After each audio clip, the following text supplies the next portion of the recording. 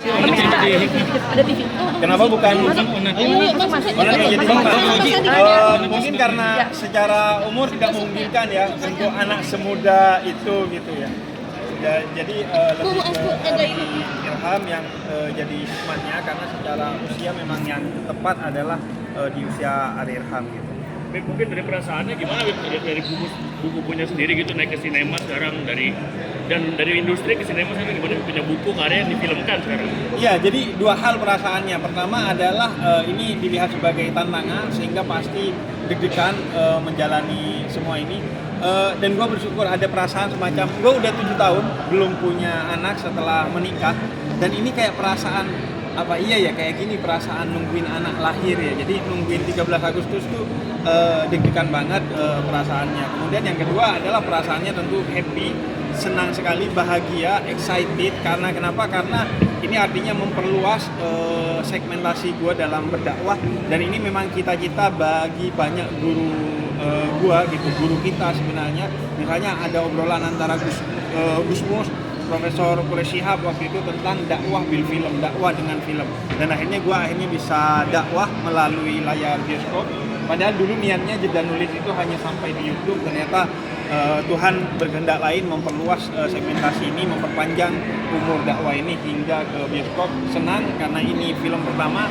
Semoga ini menjadi awal yang baik untuk menjadi inspirasi bagi Indonesia melalui karya-karya yang gue tulis. Karena itu juga kita di Perpustakaan Nasional Republik Indonesia ini karena gue percaya semua berawal dari nulis. Dari nulis kemudian kita menjadi komika, dari nulis kita menjadi karya film, dari tulis menjadi buku. Semuanya harus dimulai dari nulis karena nulis itu menata pikiran, nulis itu menyampaikan gagasan. Karena itu Indonesia kita baik-baik saja selama masih bersahabat dengan buku, begitu kata Tan Malaka. Kalau perlu toko makanan, toko minuman dikurangi, toko pakaian dikurangi, yang diperbanyak adalah toko buku dan perpustakaan. Jadi mungkin total buku sampai saat ini ada berapa sih? Aku punya koleksi buku-buku langka, totalnya adalah sekitar 17.000 buku. Itu rata-rata cetakan pertama dan aku lahir di buku. Jadi lahir di suasana di mana ayahku punya banyak buku sehingga kemudian berinteraksi dengan buku dari kecil. Akhirnya menjadi penulis buku, punya perpustakaan, punya toko buku dan akhirnya ini adalah salah satu puncaknya buku kemudian menjadi karya sinematografi, karya bioskop yang ya senang sekali akhirnya bisa sampai di titik ini. Jadi kalau lo masuk ke perpustakaan gua, itu kalau bukunya tema filsafat atau agama, kemungkinan itu buku gua. Jadi buku yang gua beli dan kemudian gua kasih ke mereka dari sejak kecil, kuliah sampai sekarang. Tapi kalau di luar tema filsafat dan agama kayaknya memang bukan. Jadi minatnya di agama dan filsafat. Dan salah satu yang paling mengagumkan adalah buku yang di antara buku yang aku paling sukai itu adalah buku tentang pencarian makna karya Viktor Frankl, judulnya Message Meaning. Dan film ini itu bertema yang sama, bagaimana mengajak kita untuk mencari makna dalam segala hal, dalam menuju dewasa, dalam ditinggalkan oleh orang terkasih, dalam cinta yang jauh berbeda servernya, dan juga dalam hubungan relasi antara ibu dan anak atau anak dan orang tua yang semua isu-isu itu adalah isu-isu yang ada di sekitar kita, isu-isu yang ada di tengah-tengah Gen Z, sehingga gue berharap ini menjadi part-part pelajaran untuk orang mengambil hikmahnya, bukan hanya menonton hikmah tapi mengambil hikmah dari apa yang ada di sini. Jadi pamit total buku yang ditulis sama Apip udah berapa sih Bu? Total paling tidak sejak menjadi konten kreator YouTube itu ada 3, ada Tuhan Abdi Hatimu, ada Login dan ada Seni Merayu Tuhan. Mungkin harapan Habib nih dari 2 buku ini mungkin akan menjadikan film lagi. Itu semoga kita terbuka untuk segala karena kita menulis untuk dakwah sehingga semakin banyak yang mau mengadaptasi ya kita semakin senang. Yang penting nilai utamanya tetap menjadi core dari setiap lanjutan dari karya buku gua. Karena itu di buku Seni Merayu Tuhan yang akhirnya menjadi film ini gua terlibat langsung dari awal. Sejak masih pembicaraan ide, kemudian setiap penulisan skenario-nya dari draft 1 sampai draft 11 atau 14 waktu itu. Gue terus hadir di semua perjalanan itu. Satu draft itu bisa 2 hari kita meeting, gue terus hadir karena gue ingin bahwa karya ini betul-betul sesuai dengan visi gue, sesuai dengan nilai bukunya, tegak lurus dengan visi bukunya. Dari tiga buku itu sendiri, Habib, dari tiga buku itu sendiri, kenapa terpilihlah Seni Merayu Tuhan?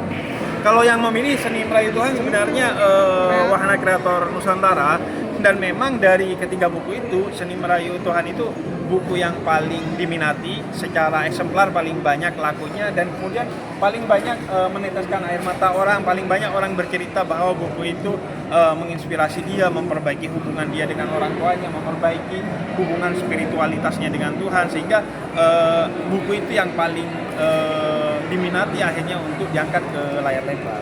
Bib, mungkin jadi FOMO tersendiri nggak Bib untuk bakalan terus bikin karya buku ini? Iya, tentu ini menjadi titik awal untuk semakin semangat menjadi Habib Sineas.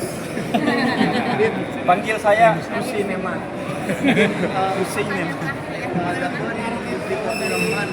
Udah ada strategi atau target Habib mau kemana aja, mau ngapain aja di sini? Sebenarnya ada beberapa hal. Kita pengen keliling podcast, kemudian kita pengen aktivasi berbagai hal. Karena gak ada yang rugi dari promo film ini, karena promonya dijalani sebagai dakwah, sehingga kalaupun tidak hanya mendorong filmnya, tapi mendorong kita ke surga semoga. Jadi kita pengen bikin aktivasi-aktivasi apapun. Tapi kalau soal target, gini, kita udah lelah ya dengan target kapan menikah, kapan punya anak, target KPI, target gaji, target kerja, target sukses. Kita lelah dengan target. Kita diajari dalam Islam, ana urid, saya punya keinginan, anta turid, kalian punya keinginan, wallahu fa'alu bima yurid. Yang akan berjalan pasti keinginannya Tuhan. Karena itu kata kuncinya di film ini, ikhlas aja. Kita merasa sudah selesai, kita berkarya semaksimal mungkin. Sekarang saatnya kita tawakal menyerahkan kepada audiens. Semoga kalian suka, dan kita berharap kalian mengabarkan. Karena saya baru nonton tadi versi terakhir dari trailernya. Sedih loh, nangis loh. Jadi suka banget gitu. Saya gak membayangkan bahwa akan sebagus itu. Apakah ada pengalaman pribadi? Promo, mari. Jangan lupa teman-teman saksikan film Seni Merayu Tuhan 13 Agustus 2026. Mari jadikan bioskop sebagai rumah spiritual kita.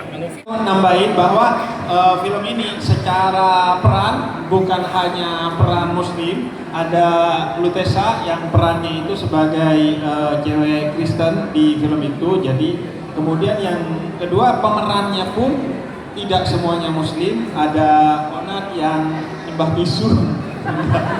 Ada Onat yang Katolik misalnya. Jadi secara pemeran dan perannya pun tidak semua muslim.